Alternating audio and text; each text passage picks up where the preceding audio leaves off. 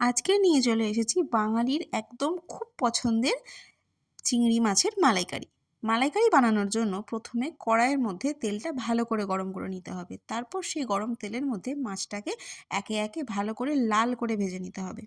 লাল করে মাছ ভেজে তুলে নেওয়ার পরে ওই মাছ ভাজার যে তেলটা সেটা আমরা সরাবো না, ওই তেলের মধ্যেই আমরা কাজু বাদাম, পোস্ত, চারমগজ, আদা, রসুন, টমেটো দিয়ে একটা পেস্ট বানিয়ে রেখেছি, সেই পেস্টটা ওর মধ্যে দিয়ে দেবো। তারপরে দেবো তার মধ্যে স্বাদ মতো নুন, লঙ্কা গুঁড়ো, হলুদ গুঁড়ো। তারপর আমরা ওর মধ্যে অ্যাড করব পেঁয়াজ বাটা। ভালো করে জিনিসটাকে কষিয়ে নেওয়ার পরে আমরা মাছগুলো একে একে ওটার মধ্যে দিয়ে দেব। তারপরে মাছটা যখন ভালোভাবে মিশে যাবে মশলাটার মধ্যে, হ্যাঁ অবশ্যই মশলা কিন্তু ভালো করে কষাতে হবে, আর জল খুব সামান্য, ওই বাটি ধোয়া জল যেটুকু সেটুকুই আমরা অ্যাড করব, কারণ চিংড়ি মাছ খুব নরম, ওটা ভাজার সময়ই ওটা রান্না হয়ে যায়।